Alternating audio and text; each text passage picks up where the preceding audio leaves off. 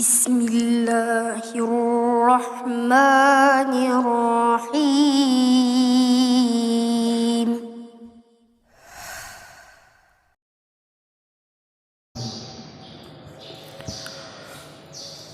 Assalamualaikum warahmatullahi wabarakatuh. Alhamdulillah wassalatu wassalamu ala Rasulillah wa ala alihi wa sahbihi wa mawalah wa la hawla wa la quwata illa billahi wa ba'du. Alhamdulillah, di pagi hari ini bisa melaksanakan salat subuh berjamaah, dan kajian di pagi hari ini kita akan menjelaskan satu asbab nuzul dari surah Al-An'am ayat ke 25-26. A'udzu billahi minasyaitonir rajim. Bismillahirrahmanirrahim. Wa minhum man yastami'u ilaika wa ja'alna 'ala qulubihim akinnatan an yafqahuhu wa fi adhanihim waqra wa iyaraw kulla ayatin la yu'minu biha hatta idza ja'uka yujadilunaka yaqulul ladzina kafaru in hadza illa asatirul awwalin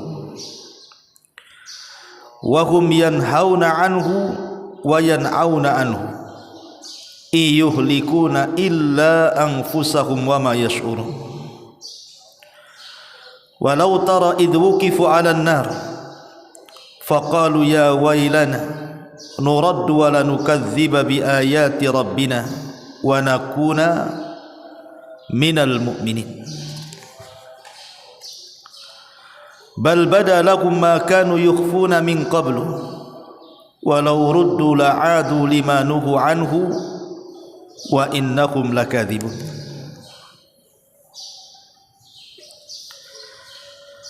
Dan di antara mereka ada yang mendengarkan bacaan wahai Muhammad, dan kami telah menjadikan hati mereka tertutup sehingga mereka tidak memahaminya, dan telinga mereka tersumbat. Dan kalaupun mereka melihat segala tanda-tanda kebenaran, mereka tetap tidak akan beriman kepadamu, sehingga apabila mereka datang kepadamu untuk membantahmu, orang-orang kafir itu berkata, Al-Quran tidak lain hanyalah dongengan orang-orang terdahulu. Dan mereka melarang orang lain mendengarkan Al-Quran, dan mereka sendiri menjauhkan diri daripada Al-Quran, dan mereka hanyalah membinasakan diri mereka, sedang mereka tidak menyadarinya. Dan seandainya engkau, hai Muhammad, melihat ketika mereka dihadapkan ke neraka, mereka berkata, seandainya kami dikembalikan ke dunia, tentu kami tidak akan mendustakan ayat-ayat Tuhan kami, serta menjadikan orang-orang yang beriman.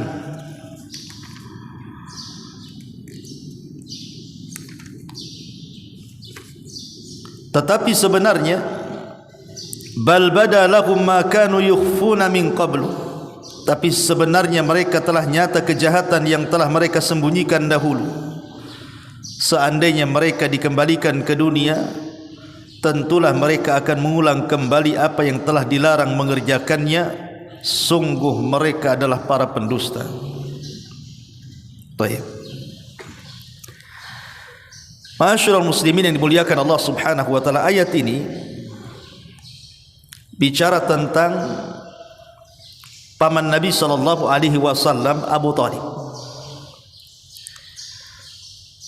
Satu hari diriwayatkan dari Al-Imam Al-Qurtubi rahimahullahu ta'ala dalam tafsirnya, Abu Jahal, Fir'aunnya umat ini, sedang berkumpul dengan para pemuda Quraisy. Tiba-tiba Nabi SAW muncul kemudian melaksanakan solat di depan Ka'bah. Tiba-tiba Abu Jahal mengatakan, siapa di antara kalian yang mau menyakiti si Muhammad itu?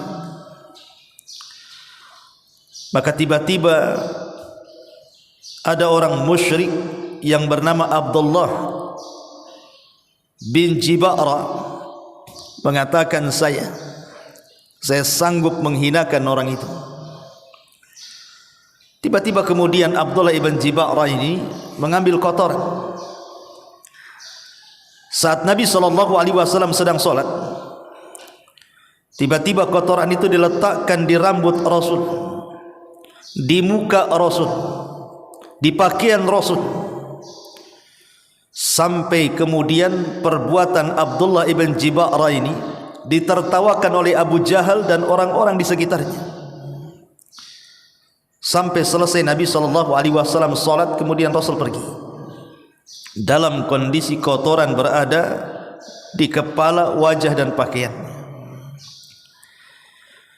Peristiwa ini dilaporkan kepada Abu Talib. Nabi SAW menceritakan apa yang dilakukan Abdullah ibn Jiba'ra kepada dia. Maka Abu Talib mengatakan, siapa yang melakukan ini? Maka Nabi SAW mengatakan, Abdullah ibn Jiba'ra. Maka Abu Talib marah, kemudian mencari orang-orang yang berkumpul dalam rangka menyakiti Nabi SAW. Ketika Abdullah ibn Jiba'ra berjumpa dengan Abu Talib sedang berkumpul dengan orang-orang Quraisy, maka Abu Talib kemudian mengatakan, siapa yang melakukan perkara buruk kepada anak saudaraku? Maksudnya Nabi SAW. Maka kemudian tidak ada yang bicara, sampai Abu Talib mengatakan kepada Rasul, tunjuk siapa orang yang telah melakukan hal yang hina kepadamu. Maka Rasul mengarahkan telunjuknya kepada Abdullah ibn Jiba'ra ini. Maka Abu Talib mengambil kotoran, kemudian dibalas, diletakkan di kepala beliau, kemudian diletakkan di muka Abdullah ibn Jiba'ra, dan pakainya persis seperti yang dilakukan ia kepada Nabi SAW. Kemudian selepas itu Abu Talib membawa Rasul kemudian pergi dari mereka, dan mereka tidak bisa berkata sepatah kata pun, karena tahu siapa kedudukan Abu Talib. Abu Talib sayyidul kaum, pemimpinnya kaum. Lah ketika Nabi SAW berjalan dengan Abu Talib setelah peristiwa ini, kemudian Nabi SAW berbisik-bisik kepada Abu Talib dan mengatakan, ya ammi, engkau melakukan itu untukku, tapi kenapa engkau tidak beriman kepadaku? Engkau membela diriku, tapi kenapa kau tidak beriman kepadaku? Ya Abu Talib, laqad unzila alayya al-Quran. Wahai Abu Talib, telah turun kepadaku Al-Quran untuk. Kemudian turun ayat ini, wa hum yanhauna anhu wa yan'auna anhu wa in yuhlikuna illa anfusahum wa ma yash'urun.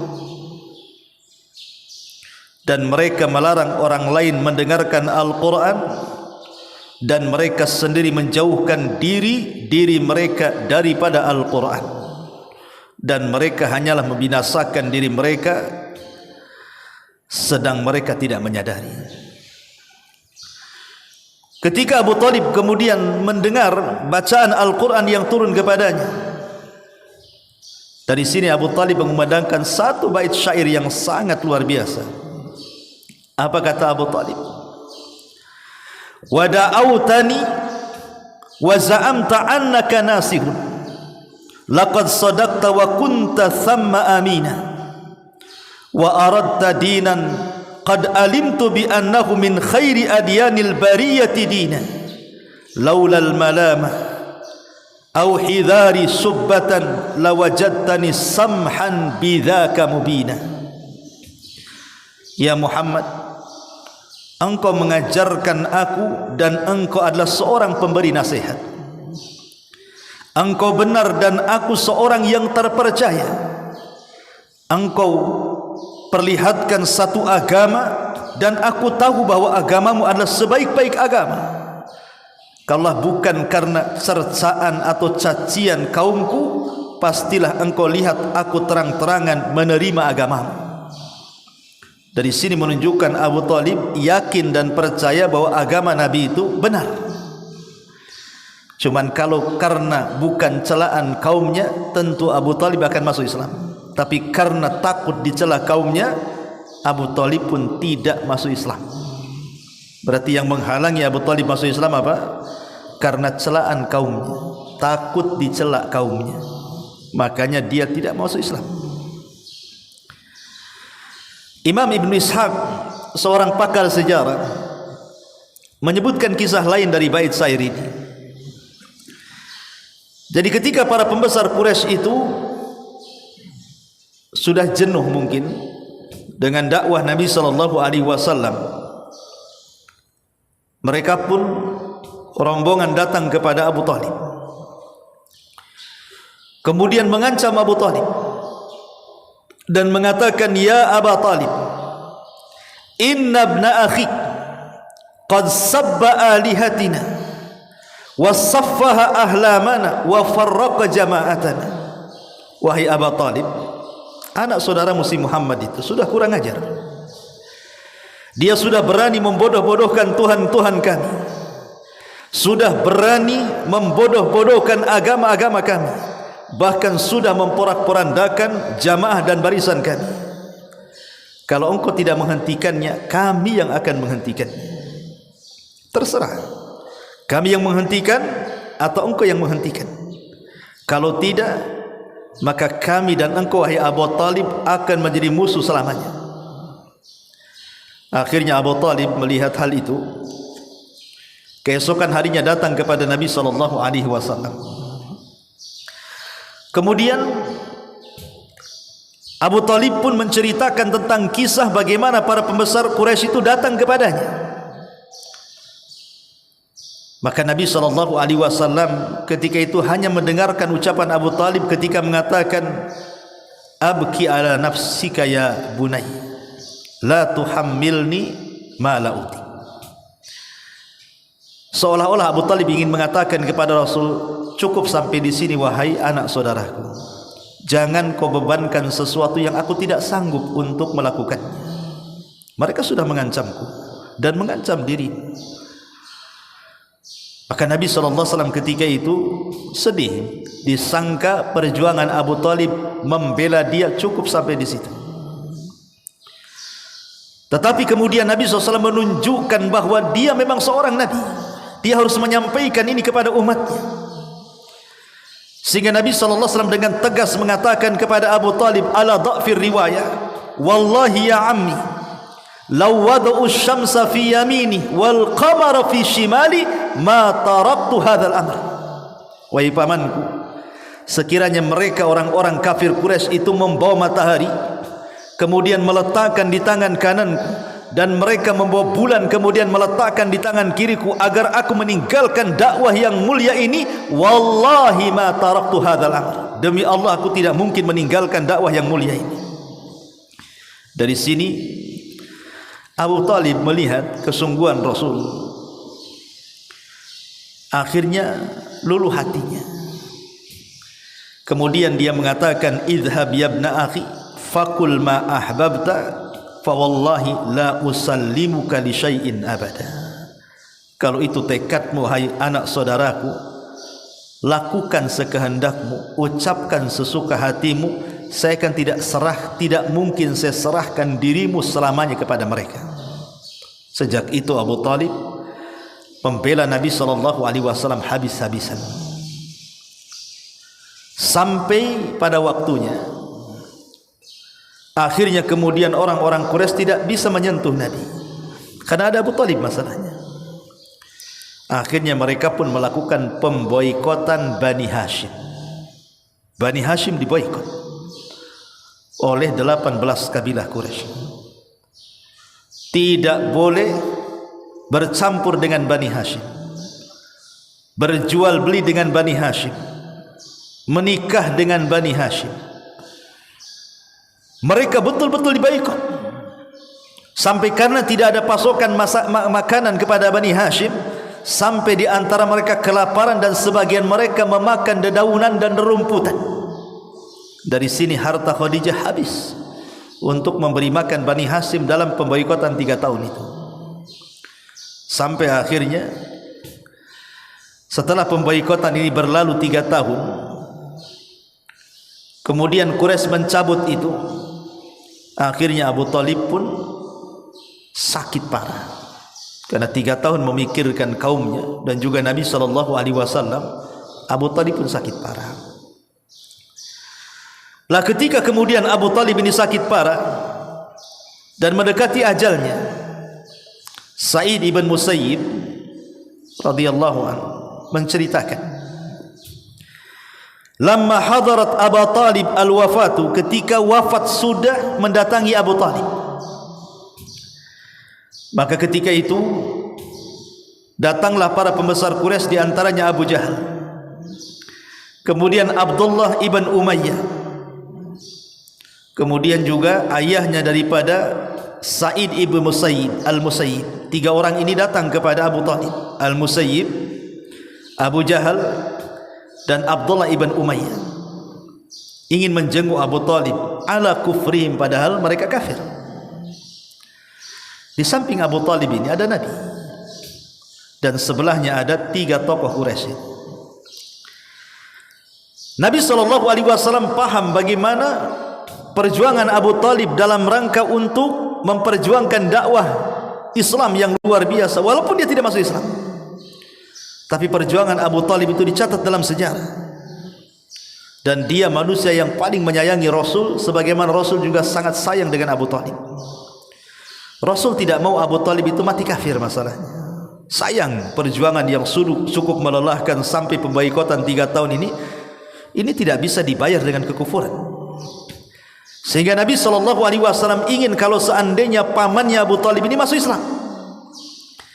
Makanya detik-detik wafatnya Nabi SAW berusaha untuk membisikkan di telinga Abu Talib dan mengatakan, "Qul ya ammi kalimatu la ilaha illallah."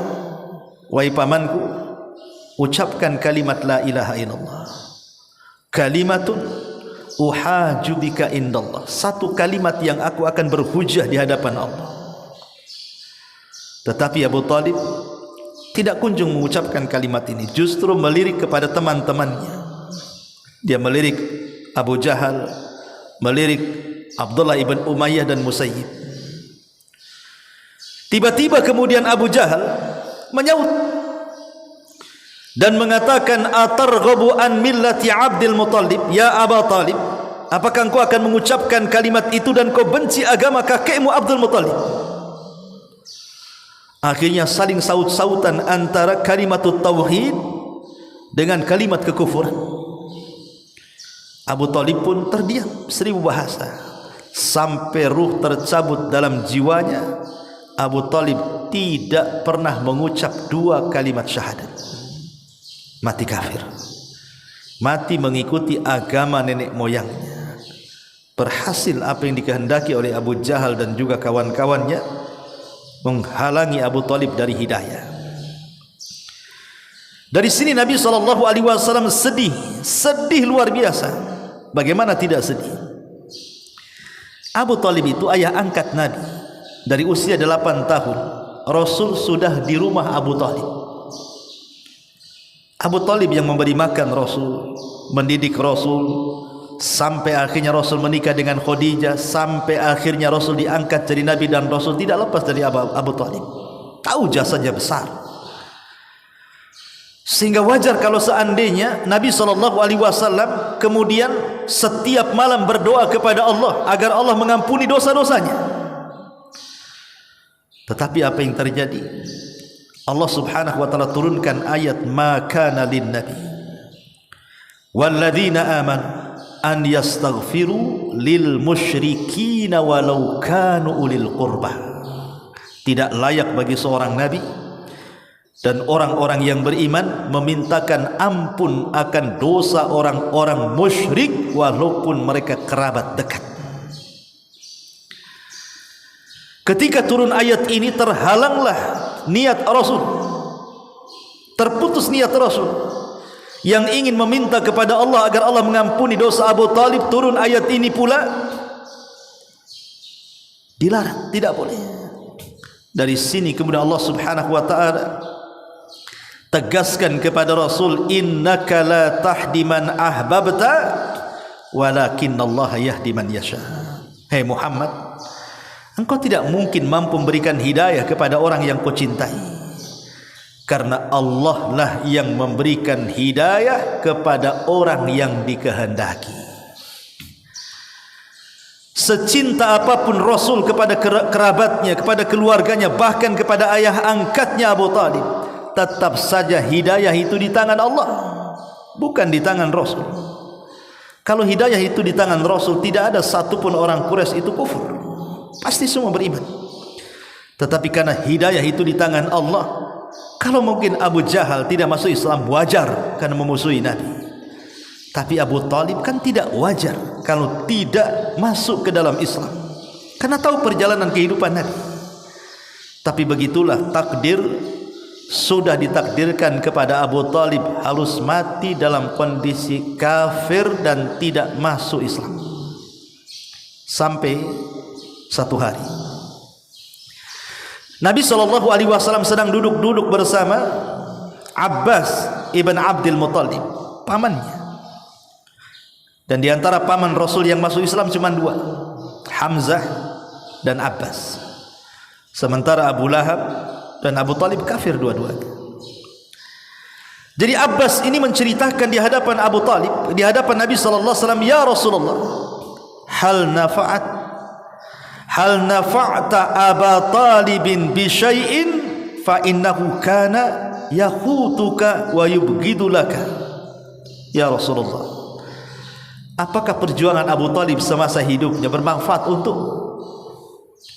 dan akan ada manfaat bagi dia di akhirat? Ada enggak manfaat Abu Talib untukmu dan untuk dia kelak pada hari kiamat? Dia kan sudah berjuang untukmu habis-habisan, waktunya, tenaganya, hartanya, perjuangannya luar biasa. Tidak ada satu manusia yang lebih berjasa kepada dakwah Rasul melebihi Abu Talib. Jadi Abbas ini mengingatkan kebaikannya. Ada enggak manfaat untuk dia di akhirat? Maka Nabi SAW mengatakan, na'am ya, kana fi dhahdahi min narin laula ana lakana fi darkil asfali minan nar. Kata Rasul, ya, Abu Talib itu harusnya digulung ombak neraka, tapi kalaulah bukan karena aku, kata Rasul, tentu dia diletakkan di intip neraka yang paling dalam. Kemudian kata Nabi SAW, ahwanu ahlin nari adzaban Abu Talib wa huwa munta'ilun bina'laini yaghli minhuma dimahu. Seringan-ringannya penduduk neraka, siksaannya adalah Abu Talib. Ia memakai dua sandal neraka, tapi cukup mendidihkan otaknya. Dari sini kita tahu bahwa di antara syafaat khusus Nabi SAW kepada orang kafir hanya satu orang, Abu Talib. Satu-satunya orang kafir yang diringankan azabnya pada hari kiamat hanyalah Abu Talib. Ketika manusia berada di gelombang api neraka, Abu Talib tidak diletakkan di situ, tapi Abu Talib diletakkan di neraka yang nerakanya hanya sampai tumitnya saja, atau dengan kata lain sandalnya neraka, tapi itu cukup mendidihkan otaknya, kata Nabi. Ma'asyiral muslimin yang dimuliakan Allah Subhanahu wa taala, lihat asbab nuzul daripada surah Al-An'am ayat 26, 25, 26 dan seterusnya ini. Di sini Allah Subhanahu wa taala mengatakan, wa minhum man yastami'u ilaika, wa ja'alna 'ala qulubihim akinnatan an yafqahuhu wa fi adhanihim waqra wa iyaraw kulla ayatin la yu'minu biha hatta idza ja'uka yujadilunaka yaqulu alladhina kafaru in hadza illa asatirul awwalin. Dan di antara mereka ada yang mendengarkan bacaan wahai Muhammad, dan kami telah menjadikan hati mereka tertutup. Ingat waktu saya cerita kepada antum kisah tentang Abu Jahal, kemudian Abi Sufyan, dan salah satu tokoh Quraisy, saya lupa namanya. 3 tokoh Quraisy ini malam-malam hari selalu mencari-cari Nabi SAW di mana Rasul sedang solat malam. Abu Jahal, Abu Sufyan, dan Akhnas ibn Syurek kalau tidak salah. Jadi 3 pembesar Quraisy ini selalu mencari-cari jadwal solat malam Nabi setiap malam. Tapi tidak ada koordinasi satu dengan yang lainnya, sendiri-sendiri. Jadi kalau mereka mendengar Rasul sedang solat di sana, mereka langsung ke sana. Dan mereka semalam suntuk mendengar apa yang dibaca Nabi SAW, dan mereka merasa lezat dengan itu. Artinya Abu Jahal itu kalau malam hari suka dengan Quran, tapi kalau di siang hari memusuhi Al-Quran. Makanya di sini Allah katakan, dan di antara mereka orang-orang kafir itu ada yang mendengarkan bacaan Al-Quran yang dibaca Muhammad, dan kami telah menjadikan hati mereka tertutup. Mereka dengar Quran tetapi hati mereka tertutup, karena malamnya mendengar Quran, siangnya pula memusuhi Quran. Sampai satu hari Akhnas ibn Syurek ini mencoba berdialog 4 mata dengan Abu Jahal, Amr ibn Hisham, Fir'aunnya umat ini. Dia mengatakan, ya Amr, ya Aba Jahal, bagaimana pendapatmu tentang Muhammad itu? Kata Abu Jahal, Amr ibn Hisham ini, dia mengatakan, wallahi ma ra'ayna kadhiba, demi Allah aku tidak pernah melihat dari lisan orang ini, maksudnya Rasulullah, sebuah kedustaan. Artinya Abu Jahal membenarkan. Jadi Akhnas ibn Syurek ini coba mendalami dan mengatakan, ya Aba Jahal, kalau engkau tidak melihat dari sosok Muhammad kecuali kejujuran dan kebenaran, kenapa kau tidak ikut dia? Kenapa kau tidak ikut dia? Kenapa kau memusuhi dia? Dari sini Abu Jahal mengatakan, ya Akhnas, kayak kau tidak tahu saja, kami Bani Mahzum, kabilahnya Abu Jahal, dengan Bani Abdi Manaf, kabilahnya Muhammad itu bersaing di tengah-tengah Quraisy. Karena hanya 2 kabilah ini yang paling besar di tengah-tengah Quraisy, yang lainnya kabilah-kabilah kecil. Yang dua ini besar. Yang pertama kabilah Bani Abdi Manaf, kabilah Nabi, dan yang kedua kabilah Bani Mahzum, kabilahnya Abu Jahal. Ini bersaing, siapa di antara mereka yang jadi pemimpin. Di masa Abdul Muttalib, yang menjadi pemimpin kabilah Bani Hashim. Abdul Muttalib meninggal, yang jadi pemimpin kabilah Bani Mahzum, Abu Jahal sebagai penggantinya. Begitulah mereka ganti-gantian pemimpin Quraisy itu. Kalau tidak dari Bani Abdi Manaf, ya Bani Mahzum. Hanya 2 kabilah ini aja, karena yang lainnya kecil-kecil masalahnya. Jadi kata Abu Jahal, kami loh dengan Bani Hashim itu bersaing.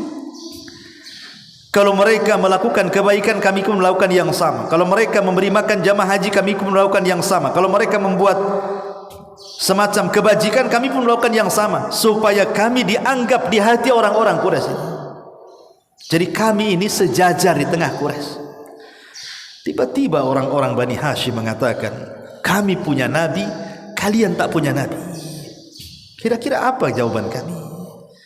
Apa kami katakan kami juga punya nabi? Nabinya mana?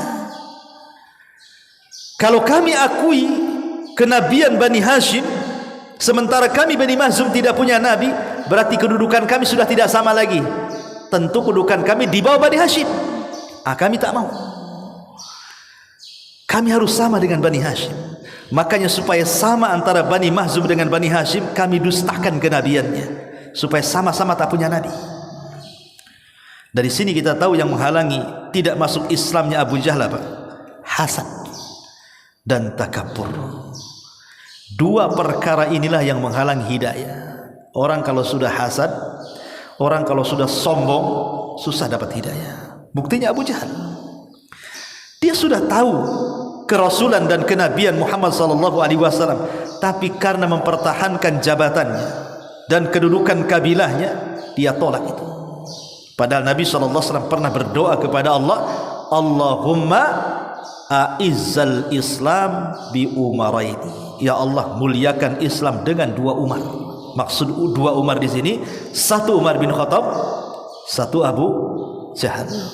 Tapi Allah hanya kabulkan 1, Umar ibn al-Khattab, dan tidak dikabulkan Abu Jahal, justru jadi musuhnya. Makanya Allah katakan di sini, dan di antara mereka ada yang mendengarkan bacaan wahai Muhammad, dan kami telah menjadikan hati mereka tertutup sehingga mereka tidak memahaminya, dan telinga mereka tersumbat. Dan kalaupun mereka melihat segala tanda kebesaran, mereka tetap tidak beriman. Orang-orang Quraisy ini datang kepada Nabi sallallahu alaihi wasallam dan mengatakan, "Hei Muhammad, kalau engkau seorang nabi, bukankah setiap nabi itu bawa mukjizat?" Kata Rasulullah SAW, "Ya, setiap nabi itu punya mukjizat." Kata orang-orang Quraisy, "Kalau begitu, tunjukkan mukjizatmu kepada kami." Kata Nabi SAW, "Apa yang kalian hendaki?" Maka orang-orang Quraisy menunjuk bulan dan mengatakan, di langit ada bulan, kau belah bulan itu jadi 2, katanya. Bayangkan, meminta membelah bulan. Kalau belah roti enak, belah bulan ini gimana caranya? Tapi Nabi SAW menolak, tidak menolak. Nabi SAW kemudian berdoa kepada Allah. Setelah melaksanakan 2 rakaat solat, dia berdoa kepada Allah, kemudian telunjuknya mengisyaratkan ke bulan dan mengatakan, belahlah wahai bulan. Akhirnya tiba-tiba bulan terbelah jadi 2, ikhwan. Yang satu tetap di porosnya, yang parohannya itu turun persis di atas Jabal Abi Qubais. Jabal Abi Qubais yang jadi sekarang jadi istana kerajaan, di atasnya. Ini tanda langit, artinya semua orang lihat. Kalau Nabi Musa ketika membelah lautan kan tidak semua orang lihat, karena pandangannya ke depan. Tapi kalau bulan kan ke atas, semua bisa lihat. Sehingga kemudian orang-orang Quraisy yang minta agar bulan terbelah menjadi 2 ini mengatakan, itu paling sihir si Muhammad saja, paling kami saja yang tersihir. Kami tidak percaya sebelum rombongan dari Syam datang. Tunggu dari Syam datang, kita tanya mereka. Kemudian setelah datang beberapa hari setelahnya, rombongan yang datang dari Syam, yang mereka pulang dari jual beli berniaga, ditanya, apakah pada hari kemarin tanggal sekian bulan sekian kalian melihat ada fenomena aneh bulan terbelah menjadi 2? Maka para musafir ini mengatakan, ya, saat itu kami melihat bulan terbelah menjadi 2. Artinya kan ini mukjizat. Karena orang Syam juga tahu, orang Mekah juga tahu. Tapi karena hati mereka sudah tertutup, apa yang dikatakan mereka? Sungguh Muhammad sudah berhasil menyihir kami dan menyihir para musafir, katanya. Kan kurang ajar tuh. Kok bisa dia ngomong begitu coba? Dia berhasil menyihir kami dan menyihir para musafir. Naudzubillah. Makanya kenapa Allah katakan, dan kalaupun mereka melihat segala tanda kebenaran, mereka tetap tidak akan beriman. Sehingga apabila mereka datang kepadamu untuk membantahmu, orang-orang kafir itu akan mengatakan, in hadza illa asatirul awwalin. Quran itu hanya dongeng-dongengan orang-orang terdahulu saja. Al-Walid ibn Mughirah adalah salah satu tokoh Quraisy yang sangat besar, melebihi Abu Jahal. Abu Jahal itu di bawahnya. Tapi ada tokoh Quraisy namanya Al-Walid ibn Mughirah. Itu orang yang paling ditokohkan di atasnya Abu Jahal. Orang paling kaya raya. Kekayaannya terbentang dari Mekah sampai ke Taif. Itu punya dia semua tanahnya, Al-Walid ibn Mughirah itu. Karena kekayaan di zaman itu dilihat dengan lebarnya, luasnya tanah dan perkebunan kurma. Itulah orang kaya. Cukup sampai di sini? Tidak. Al-Walid ibn Mughirah ini bukan hanya kaya raya, tidak ada yang menandingi kekayaannya, tetapi lebih daripada itu dia seorang pujangga Arab terkenal. Bukan hanya mampu melantunkan syair-syair Arab, sampai dia mampu melantunkan syair-syair dari jenis jin. Dia tahu syair-syair jin. Saya bayangkan, syair jin dia tahu. Sampai satu hari, karena dia seorang pujangga, ikhwan, perangkai syair. Ketika dia mendengar Nabi SAW diutus jadi Nabi dan Rasul dan membawa wahyu, dia penasaran dengan wahyu yang diwahyukan kepada Rasul. Dia tidak langsung datang kepada Rasul, tapi langsung datang kepada Abu Bakar. Kemudian mengatakan, ya Abu Bakar, bisa enggak kau perdengarkan kepadaku wahyu yang turun kepada Muhammad itu? Maka Abu Bakar pun membacakan beberapa ayat Al-Quran di hadapan Al-Walid ibn Mughirah. Ingat Al-Walid ibn Mughirah ini ayahandanya siapa? Ayahandanya Walid, Khalid ibn Walid. Anaknya itu namanya Khalid ibn Walid. Ma'ruf Khalid ibn Walid, seorang pejuang Islam kan itu ya, nggak pernah terkalahkan walaupun belakangan masuk Islam setelah 7 Hijriah. Tapi ayahnya tokoh besar. Ketika Al-Walid mendengar Abu Bakar membaca Al-Quran, heran dia. Dan dia mengatakan, demi Allah, aku ini pakar syair. Aku tahu semua syair. Syair Arab, syair non-Arab, bahkan syair jin aku tahu. Tapi ini tidak masuk pada syair-syair itu. Indah sekali. Sampai akhirnya dia penasaran. Dia ingin langsung berjumpa dengan Nabi. Setelah berjumpa dengan Nabi SAW, dia pun ingin dibacakan ayat-ayat Al-Quran yang turun kepada Rasul. Rasul pun membacakannya. Sampai kepada Rasul mengatakan, membacakan surah Toha, fa'in a'radu angzartukum sa'iqatun misla sa'iqati adin wa thamud. Kalau mereka tidak berhenti dan terus menentang diriku, kata Rasul, akan datang petir seperti petir yang pernah meluluhlantakkan kaum Ad dan Thamud.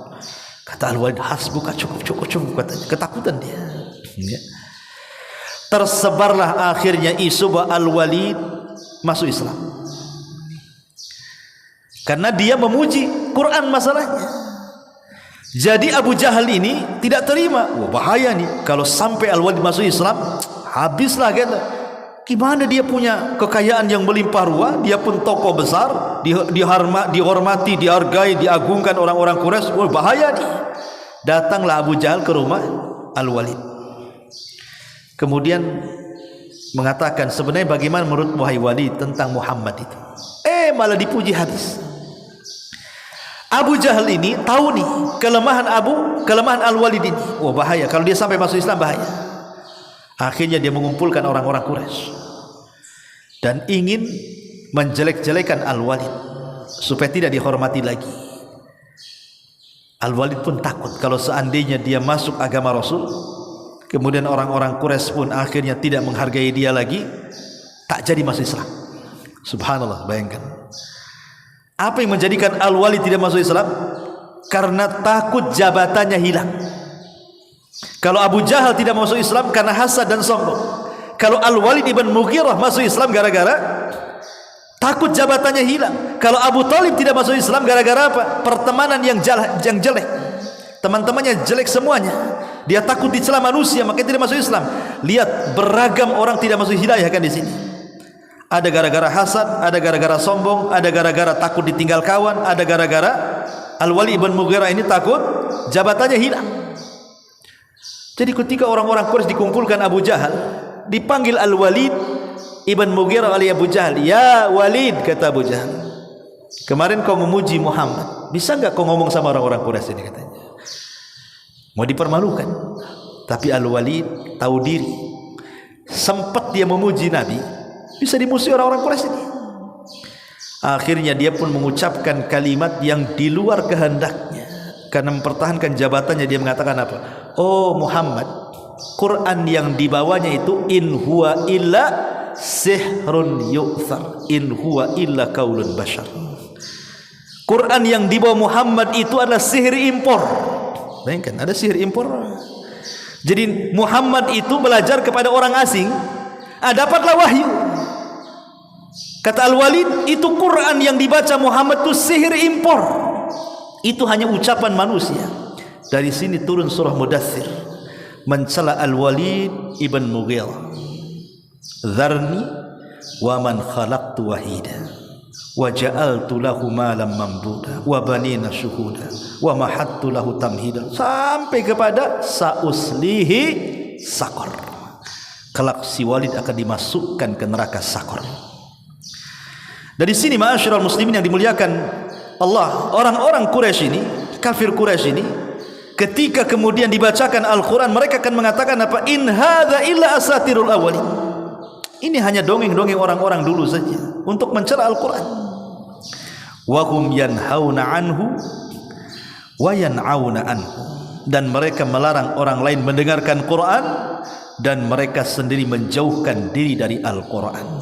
Dan ini sudah saya jelaskan turun kepada Abu Talib.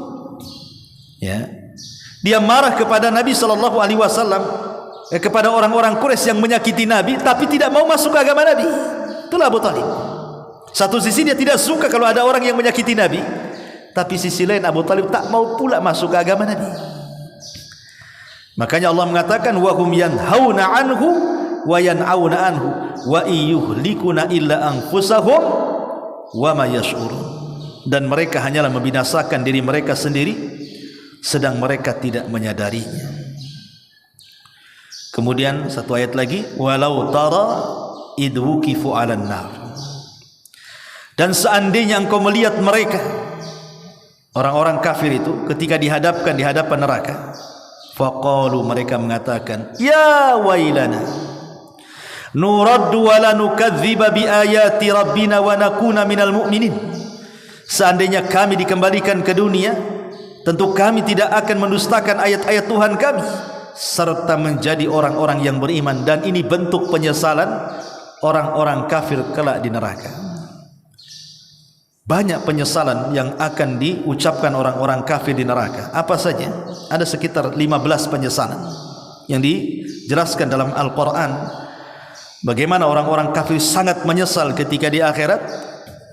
Tapi waktu juga yang sangat singkat. InsyaAllah besok kita akan lanjutkan 15 penyesalan orang-orang kafir ketika mereka berada di akhirat. Subhanakallah bihamdika, asyhadu an la ilaha illa anta, astaghfiruka wa atubu ilaik. Allahu ta'ala alam. Assalamualaikum warahmatullahi wabarakatuh.